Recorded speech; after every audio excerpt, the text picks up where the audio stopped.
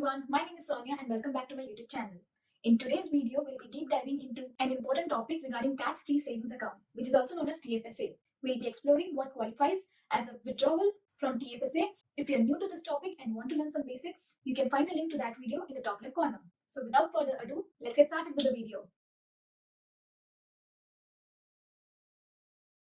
If you're unfamiliar with what TFSA is, it is government-approved account that allows Canadians to save and invest money without paying any taxes on their growth and earnings within the account. TFSA provides a flexible and tax-efficient way to build wealth and achieve your financial goals. The TFSA dollar limit for 2023 is $6,500. It is your responsibility to keep a track of the contribution limit so that you should not exceed it and to avoid any penalty and implications. Coming back to the topic. Now let's see what happens when you make a withdrawal from your TFSA account. The TFSA contribution rule comprises of cumulative sum of the TFSA dollar limit for the present year, the unused contribution rule carried forward from the previous years, and the withdrawal made from the previous year. Now let's learn about what if you transfer the money from your RRSP to your TFSA. When you transfer an investment from your RRSP to your TFSA, it is considered as a withdrawal from the RRSP. The withdrawal amount will be reported as a taxable income for that year and must be included in your income. The tax withheld on this withdrawal can be claimed while filing your income tax and benefit return.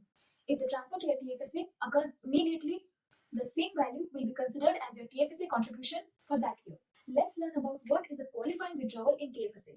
A qualifying transfer from one TFSA to another TFSA is not considered as a withdrawal. Depending upon the type of investment in your TFSA, you can withdraw any amount at any time. Withdrawing funds from your TFSA does not reduce the total amount of contribution you have already made for the year. Let me explain this better with an example. Let's say from 2013 till 2019, John contributed the maximum TFSA dollar amount each year to his TFSA. In 2020, the TFSA dollar limit is $6,000 and John contributes $2,000 for that year. He now has unused TFSA contribution room of $4,000. So the 2020 TFSA dollar limit is $6,000 minus the 2020 contributions, which equals $2,000, which provides unused TFSA contribution room available for future years, which is $4,000 in 2021 and 2022. John does not contribute to his TFSA and he makes a $1,000 withdrawal from his account in 2021.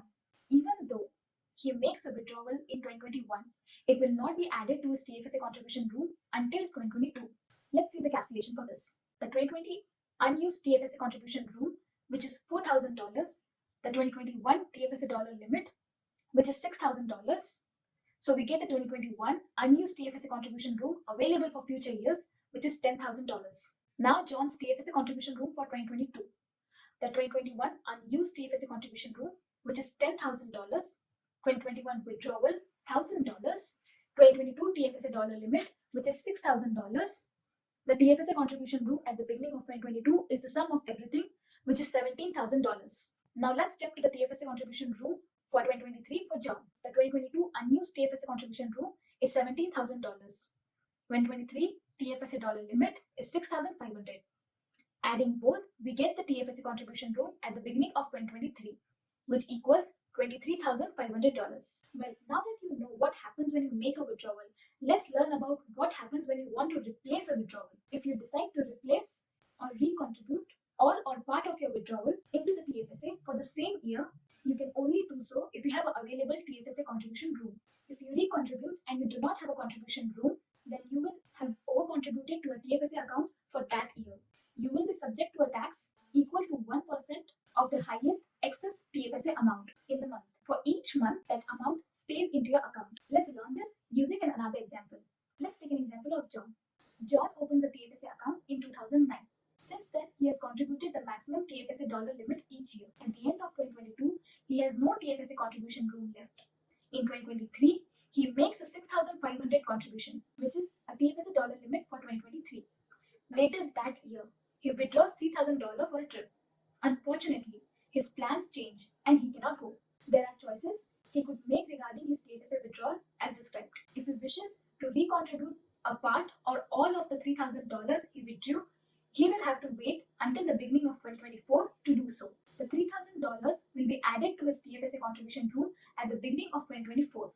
If he recontributes any of the withdrawn amount before 2024, he will have an excess amount in his TFSA, and will be charged a tax equal to 1% of the highest excess TFSA amount for each month that excess stays in his account. That was all about withdrawals, and I hope I was able to give you a comprehensive idea about how withdrawals work in TFSA.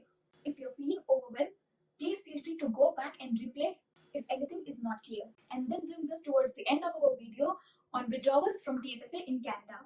I hope you liked the video and got a better understanding on how withdrawals from TFSA works in Canada. If you have any queries or want to share your experiences, feel free to leave a comment below. Don't forget to like this video. Thank you for watching and see you in the next video.